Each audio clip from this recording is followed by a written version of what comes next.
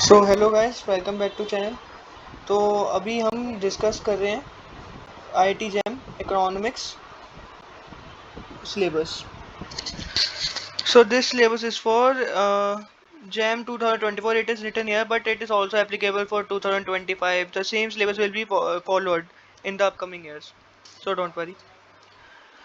मैंने अभी एक वीडियो डाली थी, अभी इससे प्रीवियस वीडियो है, उसमें आपको गेट का सारा इकोनॉमिक्स का सिलेबस मिल जाएगा। और आप गलती से ये मत सोचिएगा कि गेट और जैम का सिलेबस सेम रहेगा, ऐसा बिल्कुल भी नहीं है। जैम का सिलेबस थोड़ा सा कम रहेगा गेट से, मतलब एक दो सब्जेक्ट उसमें कम होंगे। जैसे इकोनॉमिक्स में बात करूँ तो मैं इसमें इंटरनेशनल इकोनॉमिक्स शायद नहीं होगी। यस, मगर ऐसा नहीं कि अगर आपको खुश हो रहे हो कि सिलेबस कम हो गया, मगर ऐसा बिल्कुल भी नहीं है। सिलेबस तो कम हुआ है, मगर जो फोकस रहता है ना किसी किसी टॉपिक्स पे, जैसे कि इसमें मैथमेटिक्स और ये जो आता है अभी मैं डिस्कस करूंगा, ये ना बहुत ज्यादा गेट के हिसाब लेवल के हिसाब से टफ आएगा उसमें, जैम में। बाकी सब तो क्या है, इसमें सिलेबस आप इजीली खत्म कर सकते हो। जब आप गेट के लिए करोगे तो अब ऑब्वियस सी बात है आपका ये भी कंप्लीट हो जाएगा, और बल्कि एक्स्ट्रा में ही हो जाएगा। मगर ये नहीं कि आपको जैम इसमें टफ नहीं बना के देंगे ये लोग। पेपर बहुत टफ आ रहे हैं, बहुत ही सक्सेस रेट इसमें भी कम हो रहा है, तो आप उस हिसाब से अकॉर्डिंगली उसको तैयार करिए। तो सबसे पहले हम अभी देखते हैं इकोनॉमिक्स का। अच्छा, इसमें कोई कोड तो नहीं बताया इन्होंने, ऐसे जैसे गेट में होता है, जैसे उसमें होता है XH C1, है ना। तो इसमें है इकोनॉमिक्स EN, ये जैम 2024 लेवल लिखा हुआ है इसमें। और इस बारी का जो जैम है शायद से वो IIT रुड़की कराएगा, मगर देखना पड़ेगा वो। तो माइक्रो इकोनॉमिक्स, तो सबसे पहले इसमें आता है एक तो नॉर्मल जो माइक्रो इकोनॉमिक्स में consumer theory, theory of production and cost, ये तो आता ही आता है। शॉर्ट रन, लॉन्ग रन, इन सब में कर्व्स बहुत इंपॉर्टेंट है। General equilibrium and welfare, market structure, oligopoly market, ये सब मोनोपोलिस्टिक मार्केट सब जो आती है। एक इसमें गेम थ्योरी है, ये आपको नया कुछ पढ़ना होगा अगर आपने ट्वेल्थ और आप सोच रहे हो कि 11th 12th में जो आती है और जो कॉलेज लेवल पे आती है उससे अलग है, इसमें एक्स्ट्रा है थोड़ा। और public goods and market externalities, ये आपने पढ़ा होगा, एक्सटर्नैलिटीज आती हैं, तो आपको गेम थ्योरी इसमें एक्स्ट्रा पढ़ना है। अब second macro economics, macro economics इसमें बिल्कुल सही वही है, जैसे कि नेशनल इनकम अकाउंटिंग है तो आता ही आता है। बिहेवियरल एंड टेक्नोलॉजिकल फंक्शन में कंजम्पशन फंक्शन ही जो आता है, जो आता आपका होता है ना ऑटोनॉमस कंजम्पशन प्लस BY ऐसे कुछ करके MPC MPS। एक इसमें business cycle and economic model आया क्लोज इकोनॉमी में। ISLM मॉडल ये भी आता है, ये कॉलेज लेवल तक में आ जाता है, केन्जियन थ्योरी ये सब पढ़नी होती है। बिजनेस साइकिल इकोनॉमिक मॉडल पढ़ना होता है, ओपन इकोनॉमी, मंडल फ्लेमिंग मॉडल, केन्जियन, ये सब ना गेट में भी है, तो आप उसमें भी देख सकते हैं। फिजिकल पॉलिसी तो बहुत इंपॉर्टेंट है, और role of monetary and physical policy, ये आपने ना उसमें पढ़ा होगा। सी अगर आप CA भी देखोगे, CA में भी आता है ये कोर्स। तो इन्फ्लेशन एंड अनएम्प्लॉयमेंट तो आएगा ही आएगा, इन्फ्लेशन थ्योरी क्या होती है इसकी, और अनएम्प्लॉयमेंट कैसे मार्केट में होती है, ये सारा ना आपको जो ग्रेजुएशन लेवल तक के मैक्रो इकोनॉमिक्स है ये सारा वो है। Growth model, harrow, Domar, solo, ये थोड़ा नया है, ये आपने नहीं पढ़ा होगा। अब स्टैट्स फॉर इकोनॉमिक्स देखते हैं। प्रोबेबिलिटी थ्योरी, तो प्रोबेबिलिटी थ्योरी है वो जो प्रोबेबिलिटी आती है, ठीक है। सैंपल स्पेस इवेंट, जो आपने उसमें भी पढ़ा होगा, ये तो अपने आप 9th 10th में भी आप पढ़ चुके होंगे, और उसमें भी आता है ये 11th 12th में भी होता है ना, परम्यूटेशन कॉम्बिनेशन, तो शायद ये वो वाला भी हो सकता है।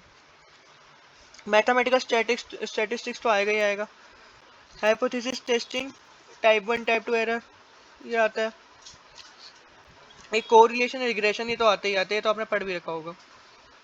अब इंडियन इकोनॉमी की बात करते हैं, जो 12th में पढ़ते हैं, बिल्कुल सेम है।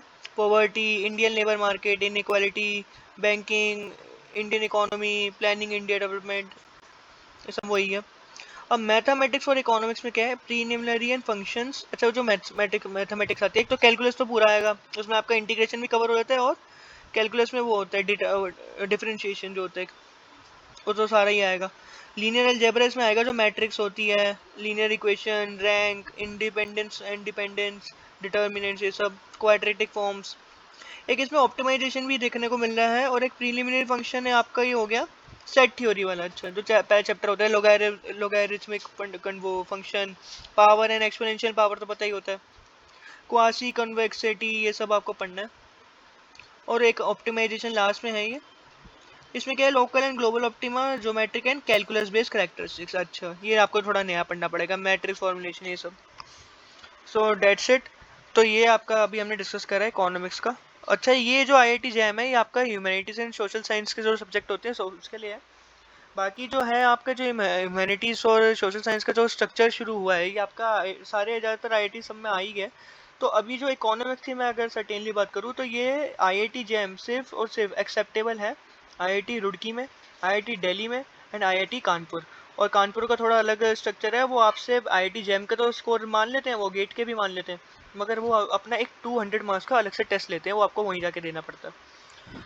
So that's it. और सीट्स भी ये सब आपको पता चली गई होंगी, 20 टू 40 के अराउंड आ रही है सीट, तो होती है इतनी। बाकी स्कॉलरशिप भी इन सब में मिलती है, और जो है आपकी ट्यूशन फीस भी उसी अकॉर्डिंगली आपको होगी, जैसे जैसे हर आईटी पे ना वो डिपेंड करता है कि ट्यूशन फीस क्या रखी जाएगी। तो जैसे दिल्ली की थोड़ी सी ज़्यादा होगी, मान लीजिए आप जैसे कि आपका पूरा कोर्स जो होगा उसमें पड़ जाएगा आपको 2,75,000 के अराउंड, ऐसे कुछ है। उससे कम भी हो सकता है अगर आपको स्कॉलरशिप मिल जाए तो। रुड़की की भी फीस थोड़ी सही है, मतलब मीडियम है, मतलब दिल्ली के अराउंड ही होगी उसकी भी। बाकी जो गेट के थ्रू इकोनॉमिक्स की अगर मैं बात करूँ तो वो लेते हैं आईआईटी मद्रास एंड कानपुर, ठीक है। और कानपुर का फिर वही स्ट्रक्चर सेम है कि 200 मार्क्स का होगा, और मद्रास का कोई ऐसा नहीं है, मद्रास में आपका गेट का स्कोर चलेगा और आपका एडमिशन हो जाएगा।